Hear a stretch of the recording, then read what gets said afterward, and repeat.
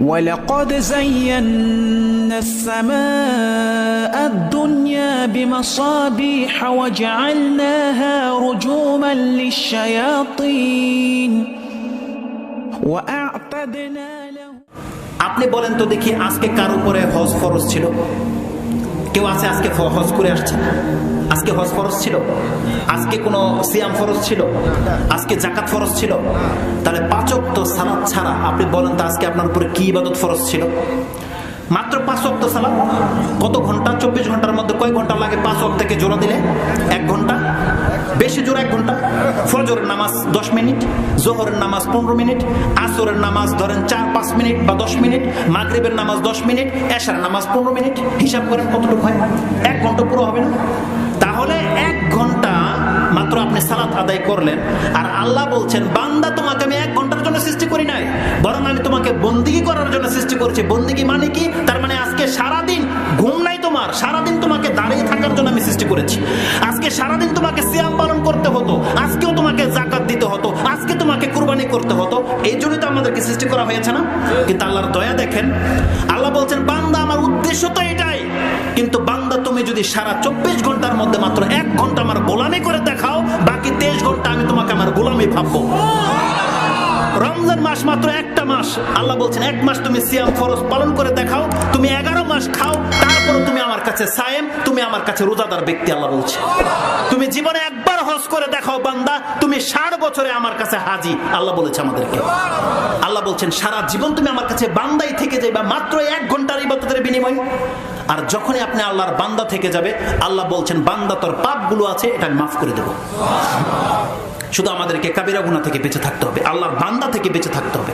আল্লাহর বন্দিগি কিভাবে নষ্ট হয়ে যায় সেই কাজে জড়ানো যাবে না। আমাদেরকে শুধু বড় শিরক থেকে, আল্লাহ সুবহানাহু ওয়া তাআলা শিরক করা যাবে না।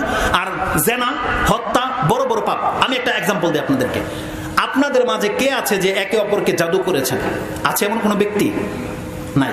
কেউ আছে এমন যে আল্লাহ ছাড়া অন্যকে সেজদা করেছেন? আল্লাহ না করুক না থাকে এমন কেউ ব্যক্তি থাকতে পারে? কেউ আল্লাহ না করুক যে আমাদের মধ্যে, আল্লাহ আমরা যদি কোনোদিন এমন কাজ করে থাকি আল্লাহ তুমি মাফ করে দাও।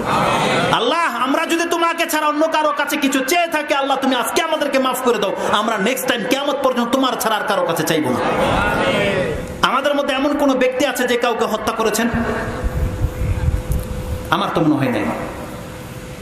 তাহলে এই যে রাসূলুল্লাহ সাল্লাল্লাহু আলাইহি ওয়াসাল্লাম যে 7টা কাবিরা গুনাহ কথা বলেছে, আল্লাহ বলছেন ইজতানিবু সাবআল মুবিকাত। রাসূলুল্লাহ বলছেন তোমরা 7টা ধ্বংসাত্মক পাপ থেকে বেঁচে থাকো। তার একটা হচ্ছে শিরক, একটা হচ্ছে হত্যা, একটা হচ্ছে কি বললাম জাদু, আকলে মাল ইল ইয়াতিম, এতিমের মাল ভক্ষণ করা। আপনাকে এতিমের মাল খান, আর আমাদের সমাজে এতিমই নেই, খাবেন কি?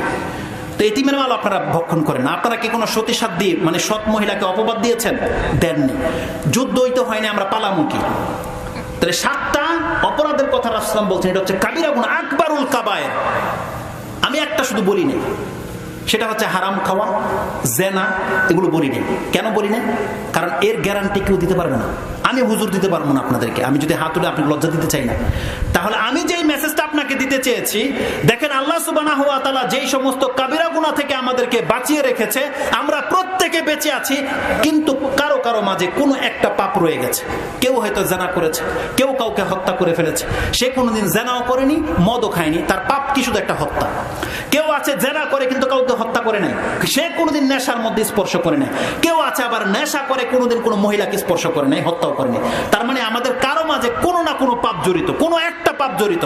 আল্লাহ সুবহানাহু ওয়া তাআলা বলছেন বান্দা তুই সমস্ত পাপ থেকে বেঁচে আছিস, ওই একটা পাপ তোকে ডুবিয়ে দিবে, আল্লাহর ওয়াস্তে সেই পাপটা ছেড়ে দে, তুই আল্লাহর কাছে মুত্তাকি। বলেন আল্লাহ যেন আমাদেরকে কবুল করে। আমাদের প্রত্যেকের জীবনে কোনো পাপ নাই, ওই একটা পাপ আছে না, আমরা যদি সেটা ছেড়ে দিই আমরা মুত্তাকি। আর আল্লাহ বলছেন বান্দা তুই যদি মুত্তাকি হস, তোর জন্য আমি জান্নাতকে প্রস্তুত করে রেখেছি।